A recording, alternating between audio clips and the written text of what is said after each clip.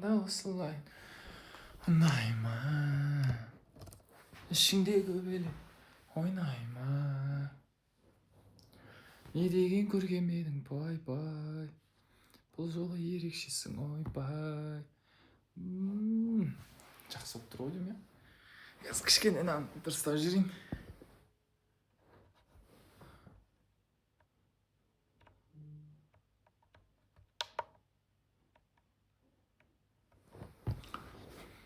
Жақсы ма? Жарық бола ма? Бай-бай. О, бай-бай. Бәріңізге сәлем, құрметті менің Twitch көрермендерім, тыңдармандарым. Баршаңызға сәлем, қайырлы кеш.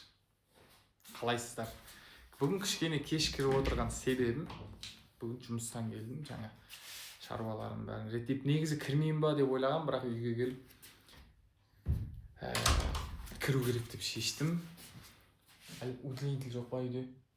Бар тауып берем оға. Сәл жетпей жатыр мұны. Сәл жетпей жатыр да мынау.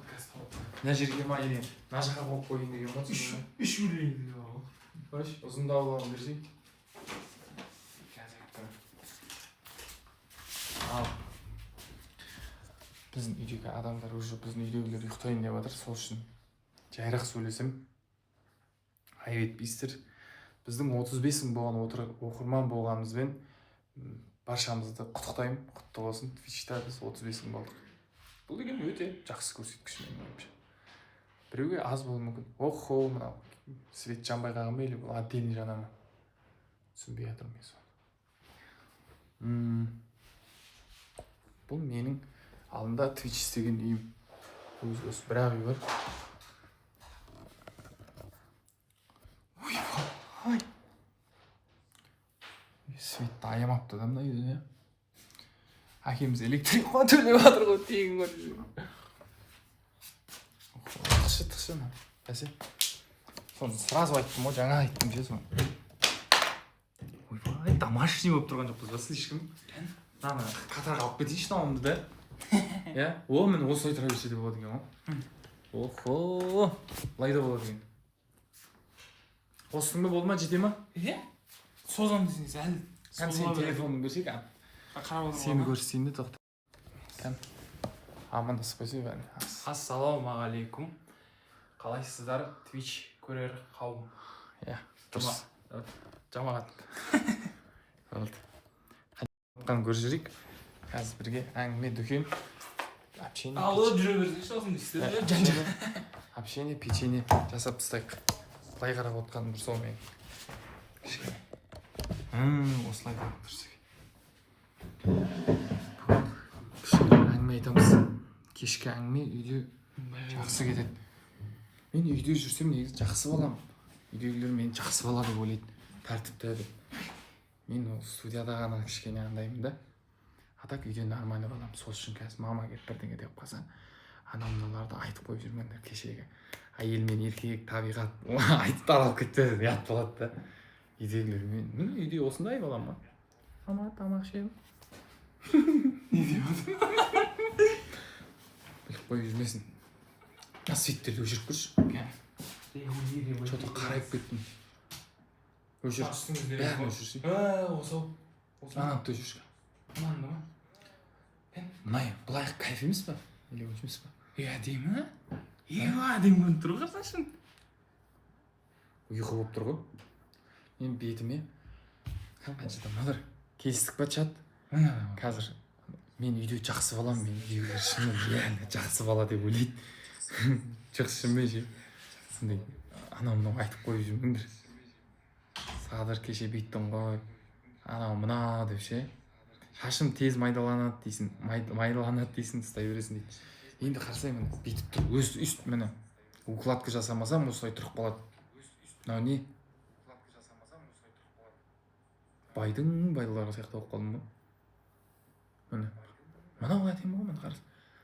Мен, короче, шашыма саяның абадауын үстіп тағып жүретін үйде жүрген кезде. Бірақ кеше тұрдым да оны қатты ашып жіберген ғой. Пақ етіп сынып кетті. Бірақ үйде тағы біреуі бар. Маған берген ғой, сен тағы бер деп. если что соны тағып келейін. Че там? Hän чатты оқып жіберейінші мен. Міне, кешегінің орнына бүгін достойный стрим. Пожалуйста. Бүгін достойный стрим болып жатыр. Пожалуйста. Мен негізі студияда жағдайым болмайды ше. Студияда жүремін ғой, жағдайым болмайды. Өйткені ыстық тамақ жоқ. Енді қанша дегенмен андай ғой жүр. Қалай түсіндірсем болады. Жұмыс орнында ғой жүр. Ал үйде міне мен таза жүремін, еркін жүремін. Ал ол жақта мен онша емес болып жүре беремін да, короче.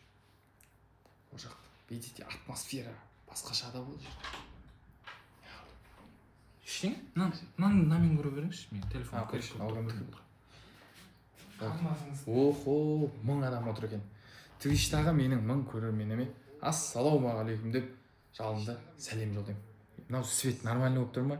Если что, бұл үйде светтен проблема жоқ. Ал студия ол қараңғы, мен специально бүкіл светті алдырып тастағам.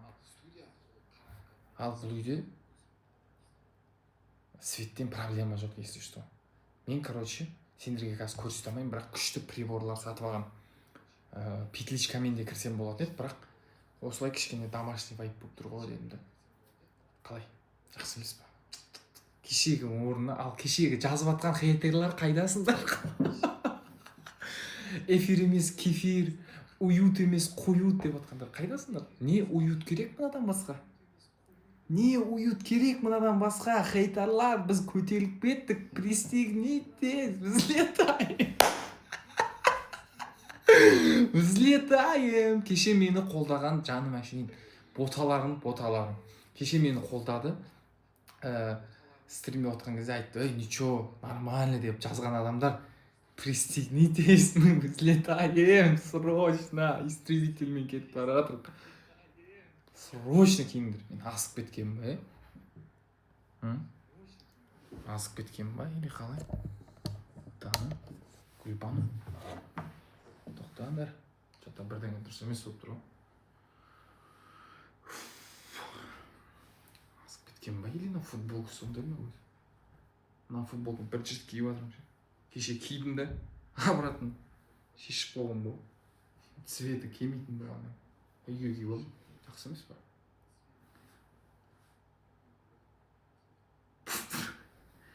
Если что, хейтерлар, что там? Сөйлемей қапсыңдар ғой, жазсаңдар. Анау мынау эфир куют деп отқан адамдар. Үндерің шықпай қапты ғой. Маған айтады да, сен эфирің стендап қой дейді да. Менің атымды стендап деп қойғысы келген ғой деймін да. Вообще менің атымды стендап деп қойғысы келген. Мен мектепте деген осындай бала едім ғой мен.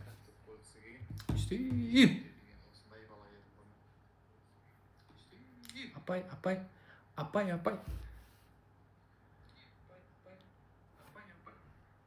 Мен мұрты машин көріп тұрған яқта, я. До того качества, да? Шүкір,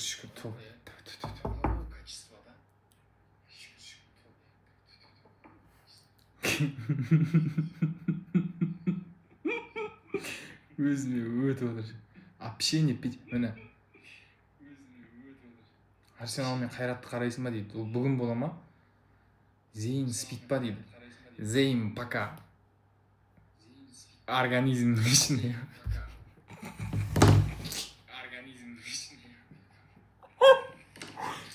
Жоқ, забыли, короче. Ондай айтпаңдаршы. Неге сендер мені андай қыласыңдар? Өздерің сұрайсыңдар ғой сондай нәрсе, айтшы бізге деп ше. Айтпасаңдаршы әлі ондай нәрсені. Өздерің сұранасыңдар да, сендерге ұнайды да мені сөйтіп булит еткенше. Деп. Неге өйтесіңдер?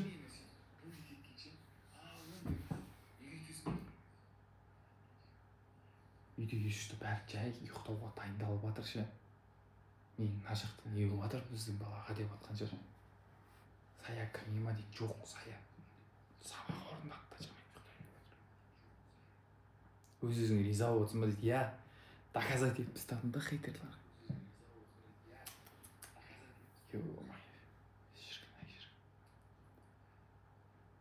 Дейді арт жақтағы сыйлықтарға обзор жасашы дейді. Давай жасайын. Бірақ мына жерде менің полный заттарым емес. Короче, мына жерге сыймайды оның бәрі. Бір-екі наградалар бар. Артыңдағы кім дейді. Ондай нәрселермен қорқытпай қойыңдаршы мені, хейтерлар. Мен үйде сүре оқып алғам, қорықпаймын. Сүре оқып алғам, аятыл күрси жетірейді. Что қорықпай қойыңдар. Братишка да бар жанында. Вот мына көрсетіп жіберейін сендерге. Біздің үйде не бар өзі? Біздің үйде түк жоқ. Уху. Осындай. Қарапайым. Короче, деп анау. Бірдеңелер ғой. Қазір көрсетейінші не бар өзі. Осындай. Музей, не ғой, музей деп ғой. Подарктар. Мынау баяғыда мына жерде стрим істеген едім соны. Мен мынау маған сыйлыққа берген заттар. Короче, мына жаққа сыймайды, студияма да қойып қойдым. Басқа жақта да тұрады. Ей, ойыншықтарым ғой мен. Есі іштім. Міне. Ант дейді. Мына QR кодпен істесең, не береді? Мынау Садрадин дейді. Садрадин номер 1 стример в Казахстане деп қойыпты ғой. База жоқ. Мынау менің нем ғой, медалім ғой міне. Маған дарын оқылып тұр ма? Дарын мемлекеттік сыйлығы деп тұр ғой. И что мен ойлап қалмаңыздар. Мен кәдімгі органдағы адаммын ғой. Органда жүрген адаммын. Мына жерде менің тиктогым бар ғой түсірген. Шын айтам ғашықпын көзіңнің қарасына, көзіңнің қарасына. Что ана медалімді киіп ұйықтайыншы бұл. Осы медалімді киіп ұйықтайыншы. Дарынды адаммен ұйықтап жатқанын білсін да үйдегілер.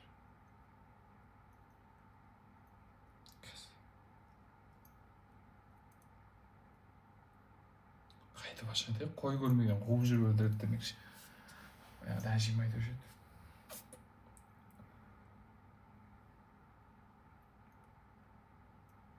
Тоқтан. Міне. Кәдімгі футболға ілсем тезіліп қаламын ғой.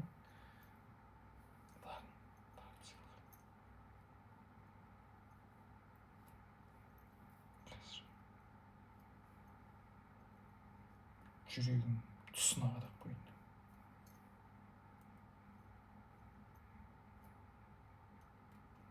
Что там, хейтерлер?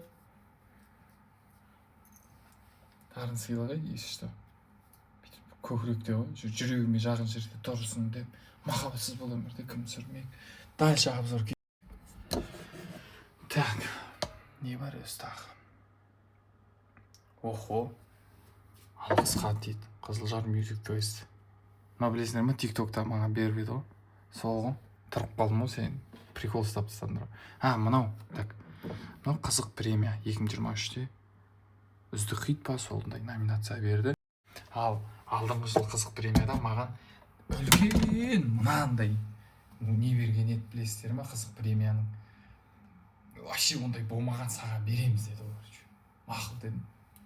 Осындай адаммен бірдей. Оны өзім үйге сыймай жатыр. Адам қылып айтып әкеліп қоямын дедім да. Саяқта тұра берсін дедім ғой пока. Что ол да бар деп жатқам ғой. Мынау мен салған. Мынау мен кітаптарым. Күнде кітап оқимын. Ұялмай өтірік айтатын болып болмын. Так. Вот, ол қазақстанский артист кода Садрадин дейді. Тигитона дейді. Рахмет. Рахмет деп қоятын ше, айтып қойдым ғой рахмет. История бойынша номинация мына дарын сыйлығына бергені ғой қосып. Мен Forbes нем ғана айтпаш журналым, ол студияда жатыр. Ана жақта міне осындай қасиетті кітаптар. Все, жауып қойып кеттік. Бәрі шашылып жатыр, ешқашан мән бермейміз. Так, мен чат оқып жіберейін, кішкене. Чатты оқып жіберейін. Мынау сәл қараңғы болып тұрған сияқты жарық қылдырайыншы. Или құртам ба қазір кешегі дейді. Сәл жарық қылдырайыншы. Мә, 35-ке қойып. Мә, что там?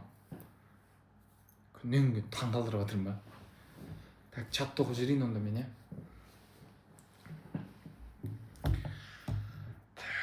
қанша адам отыр өзі обновить етіп жіберейікші. Рекордтық жібермейік. Менің, короче, нем шықты ғой, Twitch'тағы 1 жылдық обзор. 1 жылда мен 14-ақ сағатқа кіргем ғой. 8-ақ рет стримға кіргем ғой. Ятай дедім ғой. Ят дедім ғой, короче, болмайды, срочно дұрыс ғой. Ұйықташы, бізді ұйықтайық дейді. Жоқ, мен сендерді вообще түсінбеймін ше. Вообще түсінбеймін мен сендерді. Біресе кір дейсіңдер да стримға. Жоқ, адам сияқты душқа түсіп, тап-таза болып кіріп отырсақ, ұйықташы дейді. Әйел адамдарды вообще түсінбеймін мен. Не істеу керек сонда? Ерте кірді ай дейді. Медалін шешсе дейді. Бір тағайыншы өмірінде бірінші рет таптым. Сәл сезінейік та алғанымызды. Адам 11-де кіре ма енді дейді. Не істеймін енді? Так, банядағыдай отырсын дейді. Давай мен. Партнерка Twitch албасайды, ол не?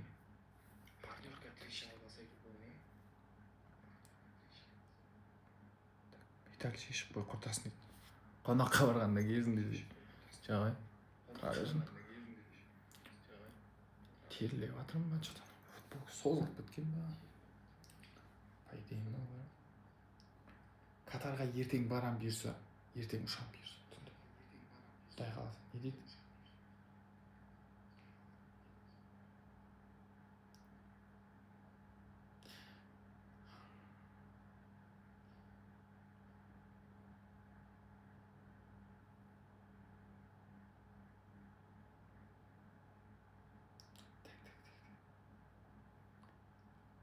Қыз туылса атын кім деп қоясыз дейді. Қызық сұрақ. Оны ойламаппын. Оны ойламадым әлі. Әлі қайда жоғалып деп білмеймін. Пасвайын тіл жұмыстармен кетіп қалды. Студияға обзор жаса дейді. Болды. Студияға қазір барамайым, бірақ ше. Сет ұстамай қалды. Вайваймен отыру керек ма?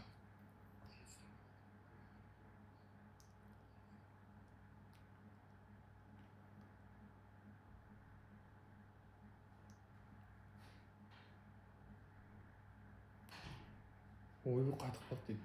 Ой, невозможно. Ыстықтамасыз ба? Қосайын ба?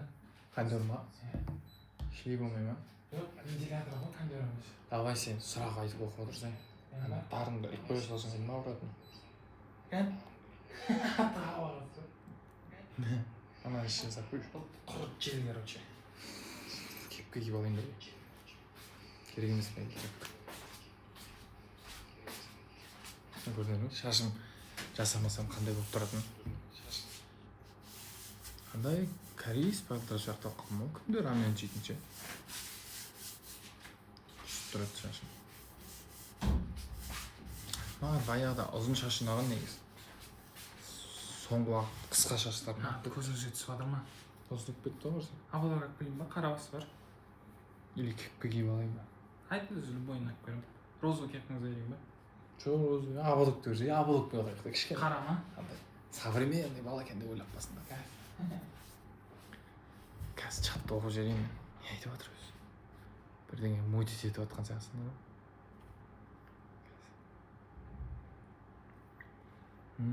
1000 адам отыр. Тема түнгі сағат 11-де. Жаным Әли деп жатыр болса. Ойбай. Ағам көзін жетпендір еді.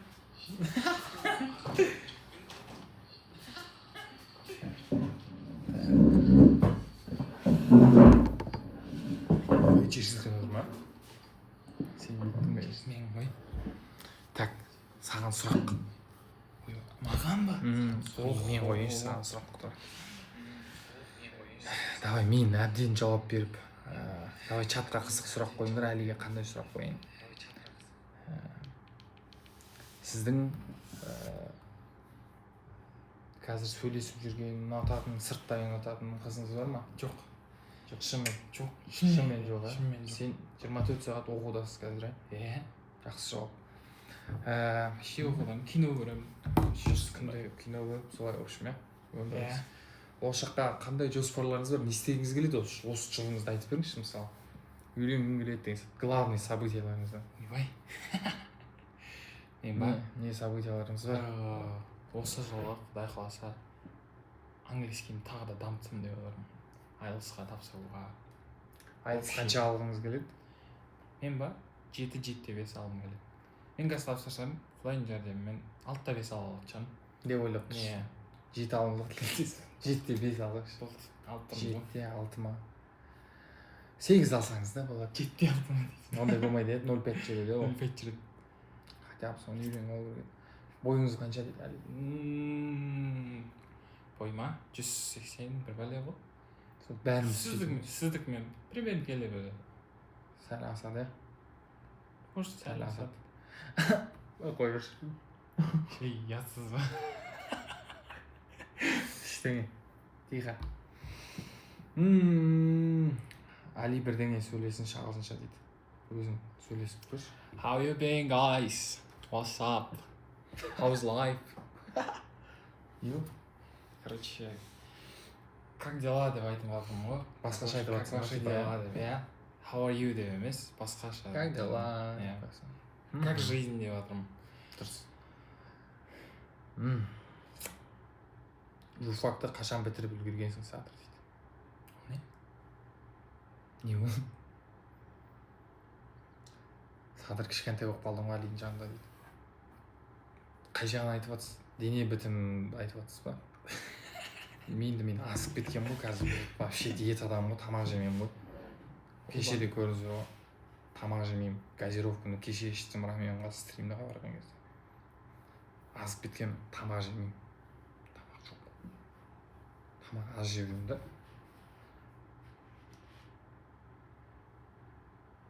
Есть такое? Так. Детектор лжи деген бар ғой жаңағындай.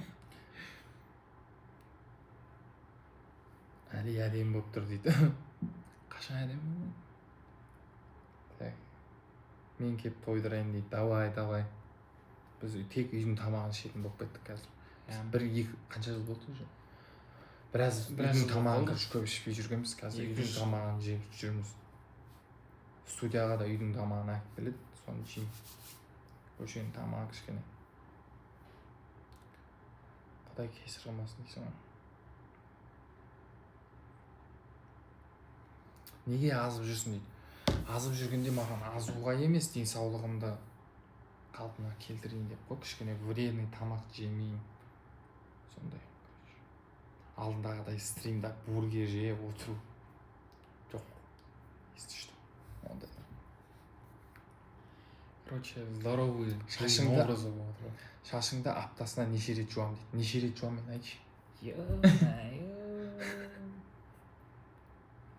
Короче, аптасына 7 күн болса, сон біреуінде жумай алады шығар, может быть, иә? Үйде болып қалсам, үйден шықпай қалам кейін. Сол кезде ғана. Күнде қазанда жуыну керек. Басым атомен не істеп кетеді. Майлана беретін болып кетті да. Некомфортно болып кетті ма? Дұрыс. Әли әнші болуға пландар бар ма дейді мысалы. Енді ма? Стремлениеңіз бар ма әнші болуға, жоқ па? Неге болмасқа? Ашықсыз предложениелерге. Продюсерлерде ең жақсы не деп жатсың? Неге болмасқа? Жақсы предложение. Жақсы. Мынау кімнің телефоны? Сенікі ма ол? Бұл ма? Саяңк. Мама? Лондон қойып қойыпты ғой несін? Не. Али чоңгук болып тұрсың ғой дейді. Азори ма? Так.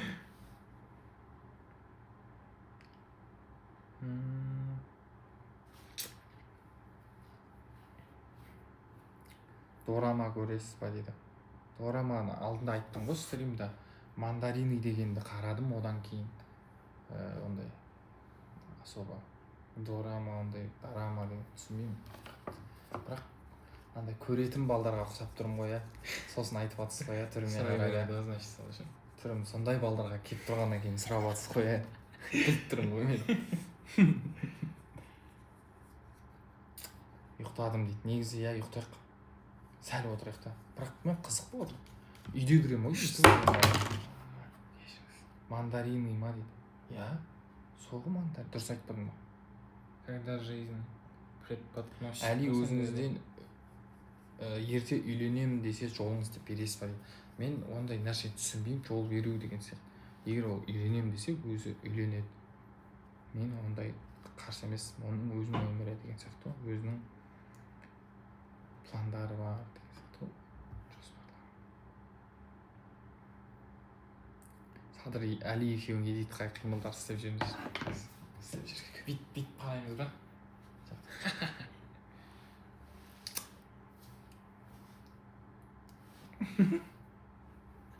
Бүйтіп отқан жігіт атағы. Оу, шәт. Неде? Анандырышта киім кигізген кезде қарайды ғой. Сол сияқты. Мен что-то не толып тұрмын ба? Сәл беріп жатсаңшы маңыз. Жоқ, нормально. Так.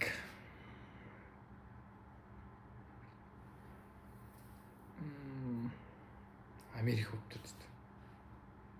Әдемі болып тұр. Негізі үйден де кіре бересіз ау. Үйде жарық көп қой, студияда жарық аз ғой.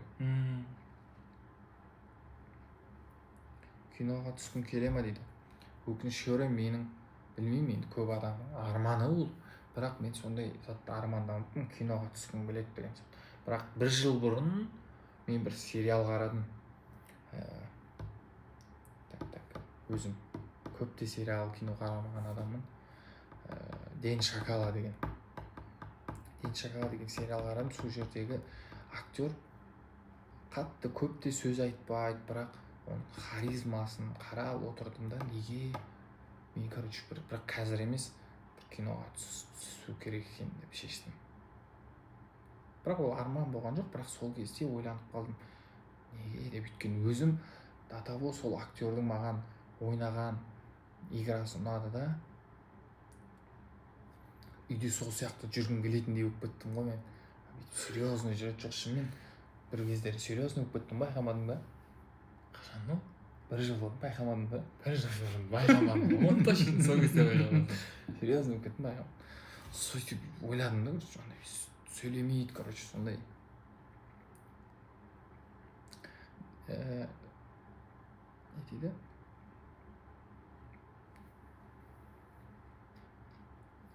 Samsung отмена болды ма дейді. Неге? Жоқ, отмена болған жоқ. Samsungпен предложениеміз болып кетсе, бұйырса. В Катар на сколько дней? Если не ошибаюсь, где-то 3-4 дня или даже меньше. Өзім таң қаламын ше осындай нәрселер. Бүйтіп, серьезно болып қалдым. Матч басталды дейді ғой Али. Сол бүгін еді ғой, походу 12:50-де басталады дейді ғой. Арсенал қайрат қазір болады.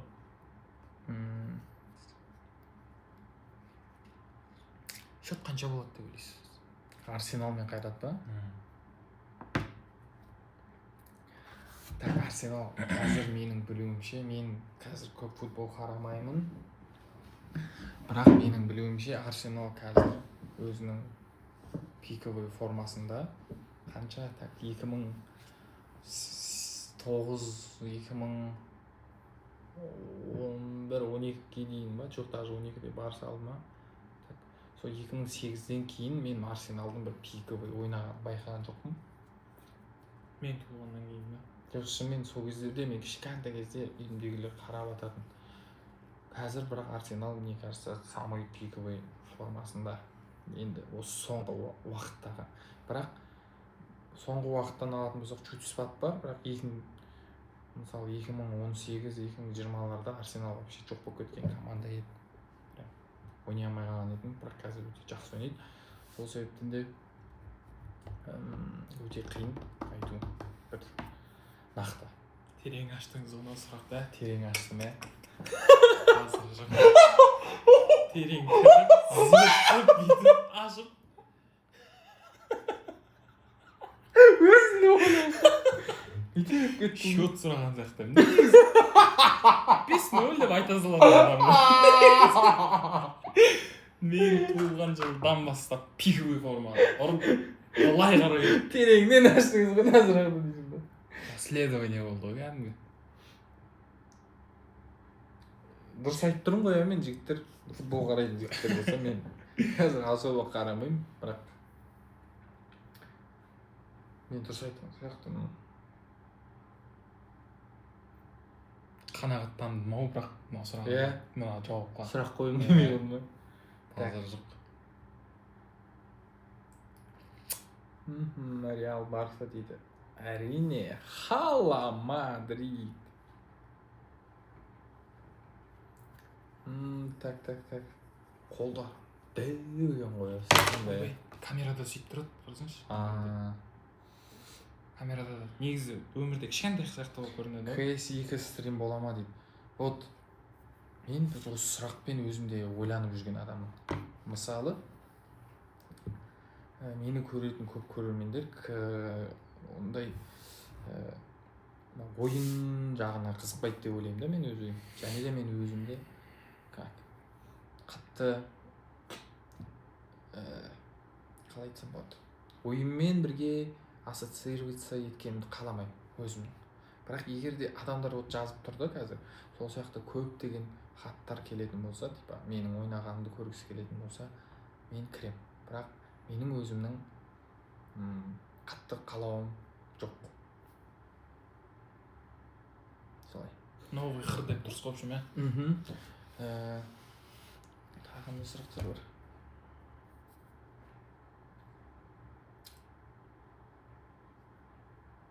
Бетіңе қандай уход жағасың сатыр? Вот осы сұраққа да тереңнен жауап беріп кетсем, мен былай жауап берейін оған. Бір жыл бұрын емес, так қашан? Даже 2 жыл бұрын стадион концерт қанша еді? 2024 сентябрь 15. Бір жарым. Ұйқы келді. Сол кезде мен концерт біткеннен кейін бетімнің состояниесі ұнамай кетті өзіме. Ұнамағанда қалай средний едім. Средний болғанда андай жылтырап тұрсыншы деп ойладым да мен. Өйткені бір досым солай істеді да, маған да ұнап қалды. Сол врачқа мені жібереді. Мен ол барам дәрігерге айтамын, не істеу керек деймін. Ол кісі маған айтады, акникутан деген зат ішу керек дейді.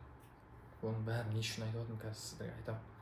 Акникутан деген зат, қателеспесем, өте ауыр препарат екен. Ол, короче, сен кожаң бәрін сушить етіп тастайды.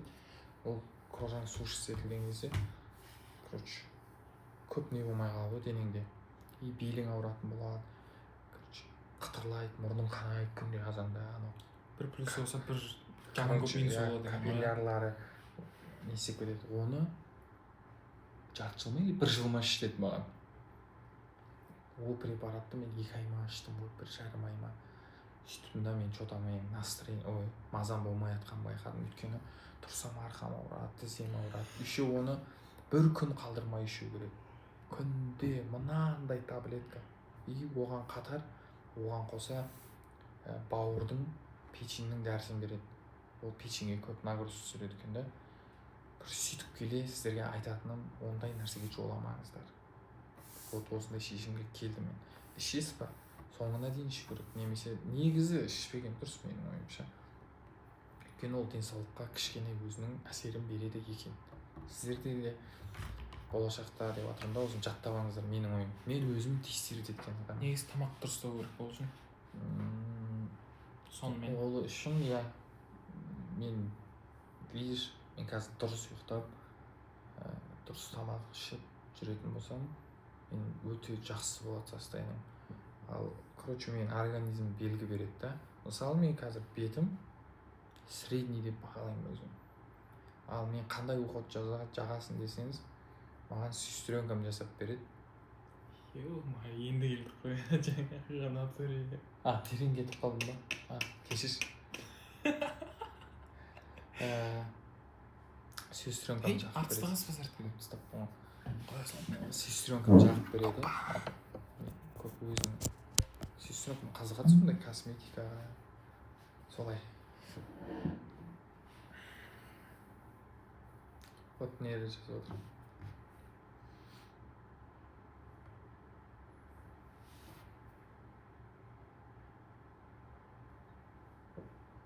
соны мен қандай оқыды дейді. Мимо жауап беріп жатпын ғой. Оны айтайын ба не? Ол жерде бар, короче. В основном негізі корейский ма? Сондай бірдеңелер. Так, умывашканы атын так мен сол Акникутан ішіп жүрген кезде маған сол дәрігер айтқан умывашканың атын мен өзім сатып алған. Сол кезде есімде қалып кетті. Ларош деп жазылып тұрады. Соны айтқан. Сосын бетке бір майландырып тұратын бір крем айтты. Вот ол да тоже Ларош еді. Бірақ қазір ол емес. Еще там жағатыны басқа. Ол витамин С, бірдеңе деген сияқты. Сондай заттар. Оны бірақ особо не істей бермеймін ше. Шәрте ете бермеймін. Оны саямен бар кезде істеймін да, иә? Осы қоясыздар. Мне кажется, жақсы стрим болып жатқан сияқты. Әдемі домашний жауап беріп отыр. Сая көрсетті ғой инстада дейді. Мүмкін сол жағдай көрсетсе, соны жағатын шығар. Әли, әйелің 2014 болса дейді. Не істейсіз дейді. Мен 2003-пін дейді. Әйелің 2014 жылғы болса дейді. Мен 2003 деген кім айтты? 2013-пін дейді бірақ. Білмеймін. 2014 деген нешеде? 2014-ке келіп бара жатқан. Сая 11-де ғой. 11-де ғой. 11-дегі қыз қалай үйленеді ол? Шли. Ол жеті жыл. Шли. Шли пока.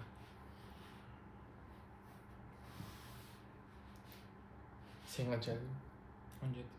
17-ге келген.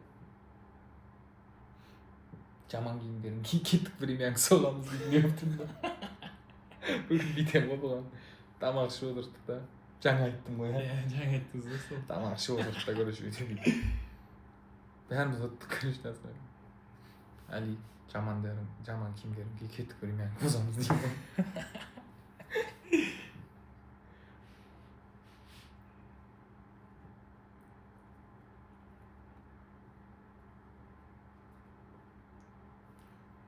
Освещение зор болып тұр ма? Иә? Істемесін. Светке дейін алдыртып алғанымыз саған. Жақсы болды, зор болып тұр.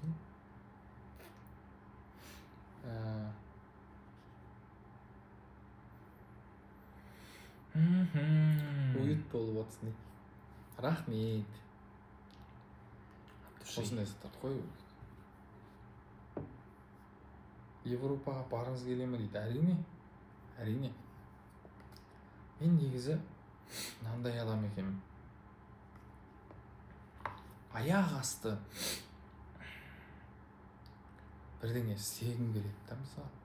Жаңа аяқ асты тұрдым да, үйде бүйтіп, пробкада келе жаттым да, машина айтып. Қазір суға түскім келіп кетті. Бірақ орындалмайтын нәрсе да қазір. Резко желание деп қалдым. Сол сияқты Европада барғым кеп қалады, кейде жұмыспен шыға алмай қалам. Шампу еш қой, короче, сізде резко желание.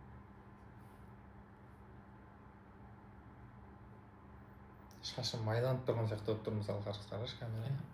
Хотя стримнің қанша? Стрим 40 минут болып тұр ма?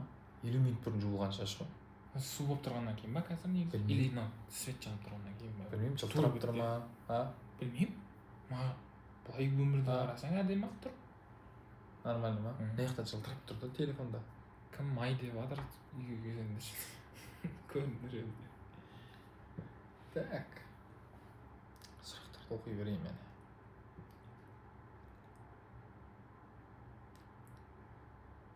Медленный режимге қойса дейді, оны қалай жасайды екен? Мен басып қойсам жай ауысады екен ғой, медленный режим деп мына жақтан, иә? Бәсе болды, бәсе. Мына жай жүріп қалды ғой? Жоқ, оны мен ананы өзгертем алмаймын. Мен как зритель кіріп отырмын ол жерге. Біраздан жаңа бір пысырлап жатыр еді, білмеймін. Жоқ, басқа біреу қоя алмайды. Значит, өзінен ғой. Түсінікті.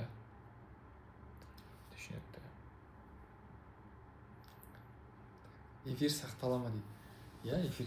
Телефон қоядым ба деді ғой. Как раз тұр екен ғой, соны қойыңызшы. Баға осылай тұрса екен ғой, жаңа бері. Иә, бүйтіп деп қарап отырмын. Чатты қалай да қолдырдым жаңа. Былай қоя.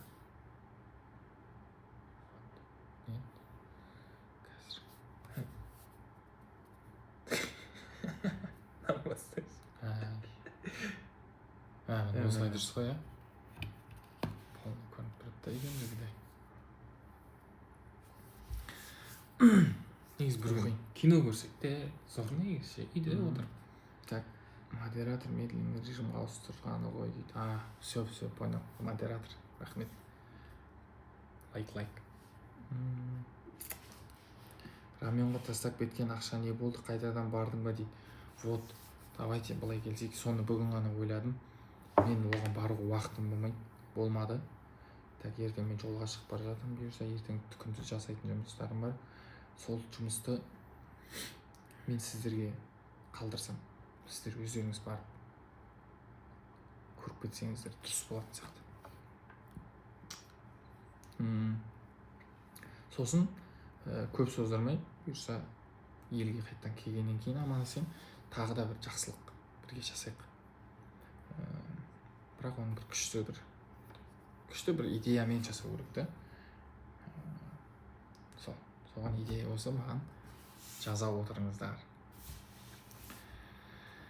Садыр, қалайсың, жалпы астан фанаттарыңды танисың ба дейді. Мен өтірік айтпаймын, менің қатты кішкентай кезімнен ба сондай нем бар. Адамды көрсем ұмытпай қалатыным, түрі өзгеріп кетпесе енді басқа адам болып.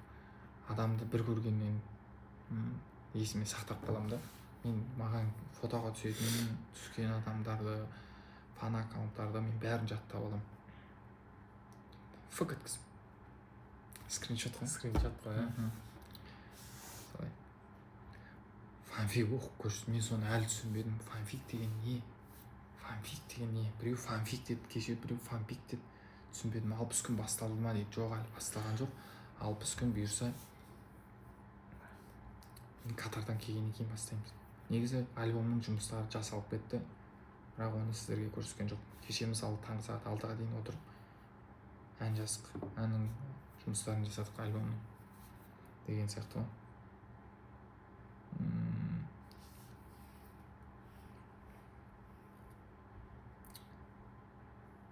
Фанфик деп жазса тиктокқа дейді. Фан встреча жайлы толық айтып берсе дейді. Не советую дейді ғой. Нені? Фанфик деген екен. Жаман нәрсе ме екен? Білмеймін.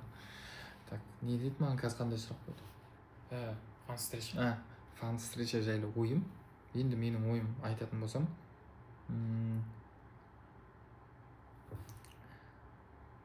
не айтам? Ол жерде құдай қалса енді болашақты пландауға болмайды, бірақ кішігірім ойымды айтатын болсам, алдыңғы стримдарда да айтқан болатынмын. Билли Айлиштің жасаған ұнады маған.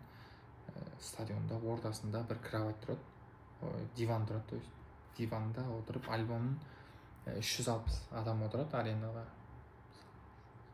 Сіздер отырасыздар 360, сол кезде мен ортасында отырып альбом не жайлы, альбомның концепциясы жайлы, альбом қалай жазылды, мына трек не жайлы, кім қалай түсінді деген сияқты сұрақтар, сұрақ жауаптар болады.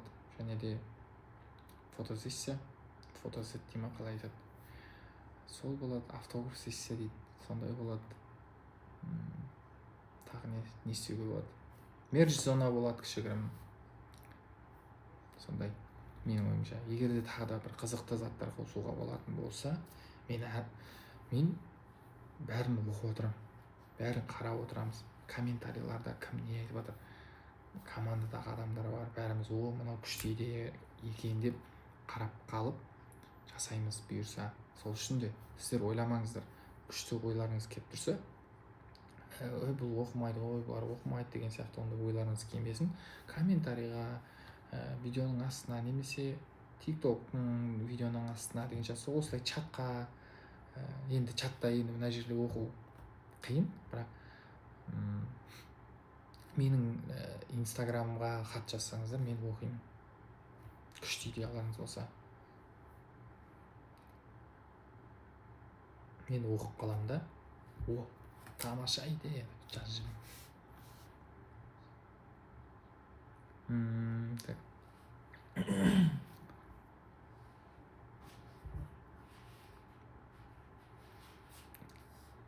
Түсіңіз түзу ма дейді. What? Әлі де түзулеп жатырмын. Түзулеп жатқан кездегі тағы бір нәрсені айтайын сіздерге. Түсіңіз түзу ма деген айтып жатырмын. Ол да қызық қой. Иә, қызық. Мен айтып жатырмын да адамдарға. Маған осындай элайнер киемін ғой мен тісіме. Менің тісім негізі қисық емес еді. Бірақ менің прикусым дұрыс емес деді да маған. Типа мен дұрыс емес шайнайсың деді да тамақты. Мақұл дедім. Сөйтіп осыны кидім. Мен мынаны 1 жыл киесің деген. Бірақ 1 жыл емес, уже 2-ші жылға кетті. Міне, осындай қазір жағдай. Бұны бірақ әлі де 2-ші жыл әлі қанша ай бар, әлі 1 жарты жыл бар. Соны киіп оғаннан кейін көреміз деді. Өзі дұрысталмаса тағы да киеміз да. Короче, өте жай процесс. Тісті түзілу. Эфир сақтала ма дейді. Негізі алдындағы эфирлер сақталып жүрді. Сол сияқты бұл эфирді сақталу керек. Мен бұл жерде эфирді өшіргеннен кейін сохранить эфир или немесе удалить етіп тастау деген менде жоқ. Ол өзі Twitch өзі солай. Ана жақта настройкадан қалай істеп қоясың, бір рет солай қабылдайды. Так.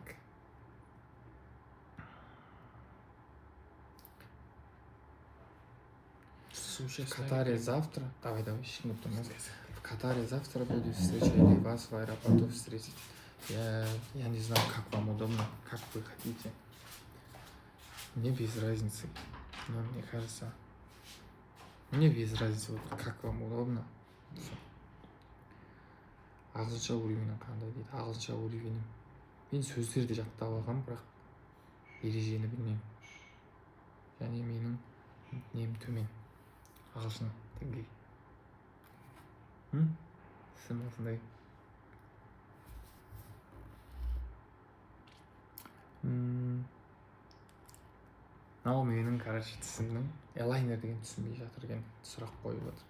Тісімнің сыртында осындай капа болады кәдімгі. Резиновый, пластик. Ол пластик, короче. Бұны мен әр 10 күн сайын 1 апта, қазір 1 апта сайын ауыстырам новыйына. Каждый. Бірақ 1 аптаның уже бұл аптаның соңына келгенде бұл цветін өзгертеді. Садыр Семейге келіш дейді. Семейге жақында ғана бардым негізі. Семейге. Ертең Twitch-қа кіресіз ба дейді. Мүмкін кіремін, мүмкін кірмеуім де мүмкін. Рахмет. Ертең. Ұрысып қалу болмайды ма әлемен дейді. Давай соны өзің айтып берсең. Ұрысып қалу емес. Ұрысып қалу болғанда үлкен ғой ағамен по-любому. Мен бірақ кішкентай кезде қатты сыйлай бермейтін, мен көп бұзықтық жасайтын кішкентай кезімде ағамды. Короче, сен деп сөйлейтін ем ол кезде. И қатты андай сөздеріне мән бере бермейтін едім, бірақ өсе келе, сіз болып баратырмын ол бұрадан. Өсе келе, уже уақытпен ес келе, короче, оны түсіндім мен. По-любому кішкентай кезімде дұрыс жасамағанымды, ол бұзықтықтар. Қазір жоқ. Менің ағам керемет жаңа бір түсіндіріп айтады. Соны ұғып аласың, болды. Так. В каком отеле остановитесь? Где можно встретиться с вами в Катаре? Я, если честно, не знаю на концертах, на корпоративах, на какой отель нас, короче, заселяют. Но вы можете об этом узнать у моего менеджера, концертного директора.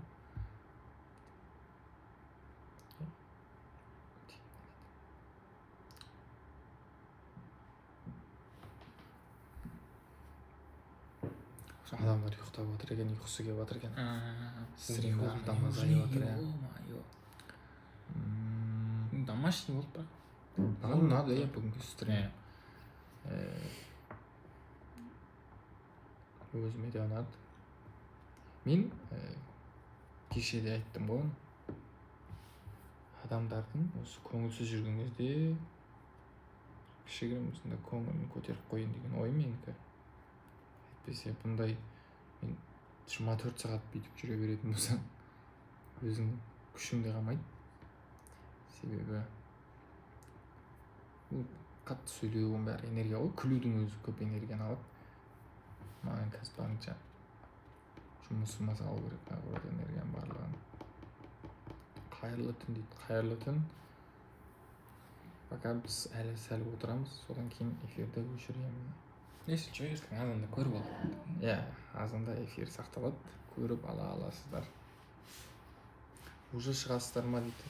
Шығатын секілдіміз, себебі көбісі шығып жатыр эфирден, ұйқысы келіп отыр, себебі көбісі сабаққа барады. Мен оны өзім де білемін. Мен мысалы қарындасым уже ұйықтап отқан сияқты. Сабаққа барады таңертең жасты. Кино келіп жатыр, барлығы өзі ұйықтап жатыр. Шықпасайшы дейді. Негізі кішкене отырайын тағы да. 51 минут болды, тағы бір 10 минут отырып, 1 сағатқа толтырып өшірейін. Донт осы апта шыға ма дейді. Донттың барлық материалы дайын, клип дайын. Меніңше воскресенье жақсы дата деп ойлаймын. Воскресенье шығарсақ жақсы сияқты, мне кажется. Қалай ойлайсыздар? Воскресенье күні кешке ма ол? Сағат 6-та. Иә, кешкі 7-те 6-та деген сияқты.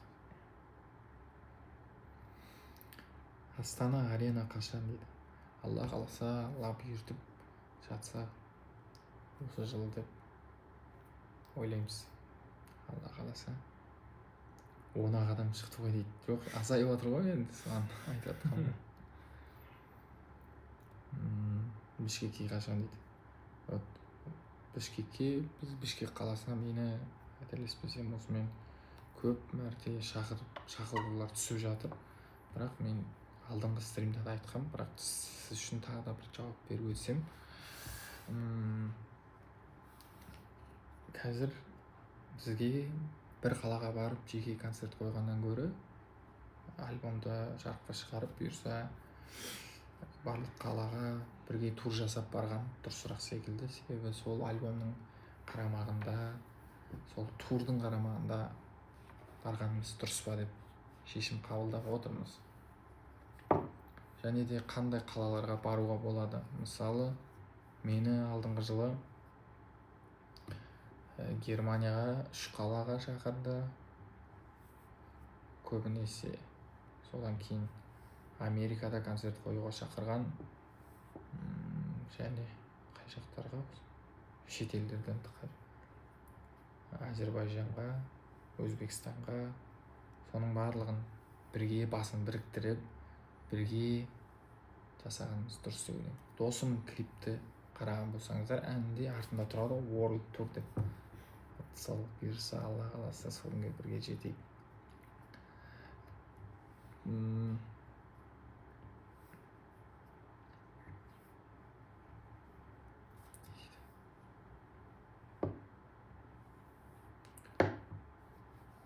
Чисто по-братски бойы ұзын жігітті қайдан табамыз дейді бір қыз. Менің бойым 180 дейді. Білмеймін. Бойыңыз ұзын болса, бойы ұзын баскетболистермен араласасыз ғой деймін. Баскетболистерға барсаңыз, ол бойы ұзын болады ғой деймін. Логически айтып жатқан ғой. Альбомның әр әніне клип бола ма дейді. Әрине әр әніне клип болуы керек негізі. Және ол бірақ бюджет жағынан көп жетіп кетуі мүмкін. Бірақ оның бәрін командамен ақылдасып, талқылап, қалай жасауға болады, оптимизация жасап, бір шешімге келуіміз керек. Мен сол бүгін сағат 11-де жиналысқа барғым керек еді. 1-де түскі. Мен бірақ ұйықтадым. Себебі таңғы 7-де келдім үйге, мен 1-де тұрып баратын физически шамам болмады. Сол бірақ олар өздері жиналып, ақылдасып тастады. Мынандай знак писет қойыпты. Не ол? Менің инстаграмым ба? Мен инстаграмды сұраған адамдарға прикрепить етіп қойыпты. Бравл Старс ойнашы. Мен ойнай алмаймын, ондай ойындарды шыны керек. мен ойнай алмаймын. Еба. Бірақ модерлар бар ма деді. Бар негізі, алдыңғы уақыттарда мен қойғанмын.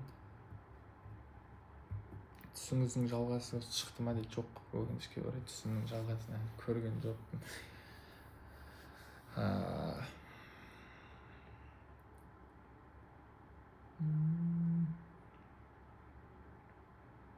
Миыңызға создаваться етіліп жатқан шығар ол әлі. Может шығып қалар. Напьется mesela, напьется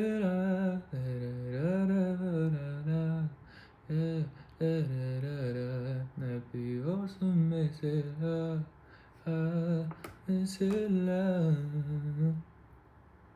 гитарамен дейді. Менің үйімде өкінішке орай гитара жоқ. Студиямда ол. Үйге тағы бір гитара алып қою керек негізінде. Катарда стрим бола ма дейді. Егер сіздер болсын десеңіздер, лайв стрим болады.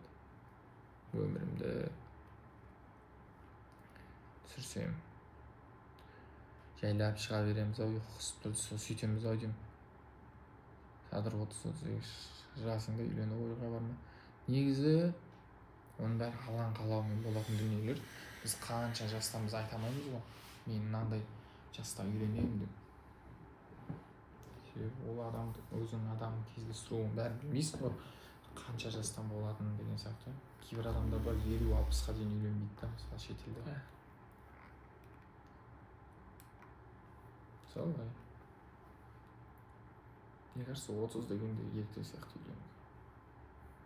Сөйлейді. Қаншада? Сіздің ойыңызша. Негізі 35 па?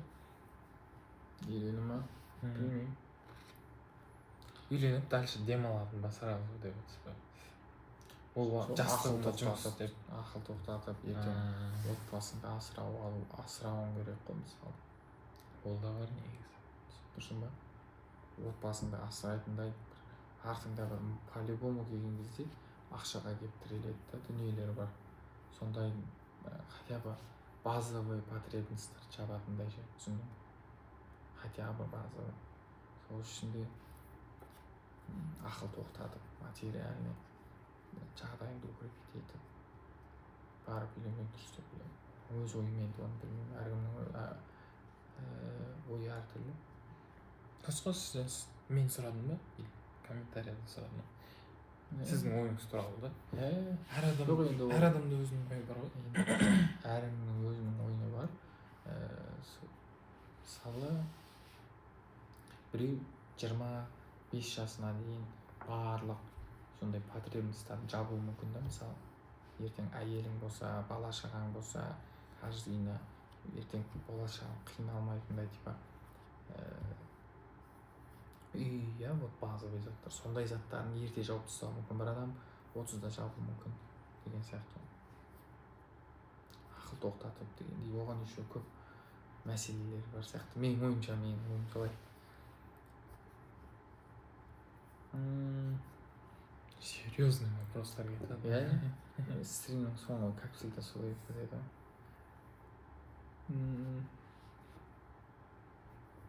Әйелің 2008 болса қалай қарайсың деп. Почему бы нет? Why not?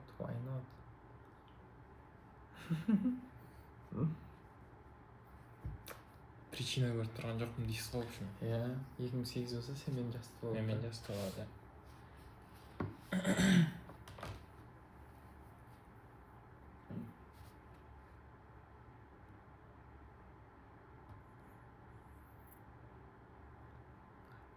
Стендофф ойнамаймын. Бірақ ойнағам. Ойнағам әлі ойнайтын үйде. Сен қазір ойнайсың ба? Шутер ғой негізі. Шутер болғанда достарыңмен бірдеңе бар. Алдында бірдеңе ұтып алған едіңдер болсаңдар? Иә, мен андай турнирларда ойнаймын. Мен сол кезде просто кіріп көргенмін. Қанша жыл бұрын ол еще? Шутер қызық. Қанша жыл бұрын? 3 жыл өтіп кетті маған, 4 жыл болды ғой еще. 2022-де. Сондай.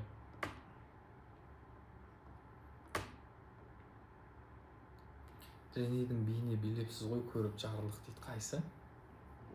Қайсыны айтып тұрсыз? Қайсыны айтып жатырсыз? Женедің биін сіз билегенсіз ба? Мен билеген жоқпын. Жени. Билеп біреуге реакция жасау. Саян билегеннен ма или? Соны айтып отқан шығар может. Көріп жарлық дейді ғой. Ровно 1 сағат отырдық эфирда дейді. Не кажется? Жақсы уақыт. Бүгінгі стрим маған ұнады. Вот. Бізге негізі былай бөлу керек. Аптасына типа бір күндерді арнап мен күнде жоқ, күнде кірем деп айта алмаймын, бірақ мынандай болу керек та, мысалы бір рет осындай чисто әңгіме стрим деген сияқты, бір рет студиядағы жұмыс, мысалы мен білем, студиядағы жұмыс көп адамға қызық емес, себебі түсінбегеннен кейін ол дүние қызық емес болып көрінеді.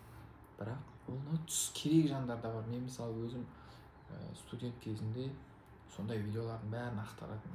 Кім қандай, кімнің студиясында жүр, кім қалай жұмыс жасайды деген сияқты сол видеолардың бәрін қарап отыратынмын. Сол сияқты мен сен 100% сеніме айта аламын, осы стримда да ондай жандар бар. Оларға қызық, қалай не жасалатын, қалай дүние жасалады деген сияқты. Сол себептен ондай стримда керек. Бұйырса 60 күн альбом деген контентті сол идеяны бастайтын болсақ, сол жерде көрсете аламын. Бірақ ол жерде 60 күн мен стримға кіргеніммен сіздерге ол қызық болмауы мүмкін. Қай жағынан? Себебі ол жерде қалай айтсам болады, 10 сағат бір жерде былай отыра бергеннен кейін адамның уже күші де таусылады, әңгіме де қалмайды уже айтатын. Бірақ музыка болып кетеді, тек қана музыка. Солай.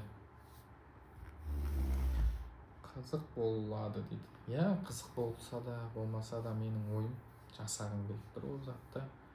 Қызық адамдар да бар, мен оны отрицать ете алмаймын. Қызық адамдар да бар, көргісі келетін. Лично өміріңізде қызық қой негізі былай, лайф қылып қарасаң. Иә. Бүгінгі стримда менімен болғаныңызға рахмет сізге, Әли. Рахмет. Мәртебе. Айлыстан 7-де 5, 8, 2, 9, 10 деп кете беремін. Сол қалаған цифраңызды алуға тілектеспін. Қалаған оқуыңызға түсе беріңіз. Бізден қандай көмек болса да қолымыздан келгенше көмектесуге дайынбыз. Солай. Аяқта не деп отыр? Жібермейсіз бе? Сіз жібермейсіз. Әристоттың. Аман есен барып келіңіз дейді. Мен Құдай қаласа. інім бұйырса өсіп қалды. Сен мысалы сан түскің келетін ең күшті универ қандай мысалы? Лондонға түскім келеді негізі. Лондон айтса да, Павайо. Иә, Павайоға келеді. Өмір сүрсең де Кім Оксфордқа түсті деді ма кеше, кім біреуді айтты ол танысты? Білмеймін. Сондайға түссең де күшті ғой. Иә. Құдайдың бұйырғаны.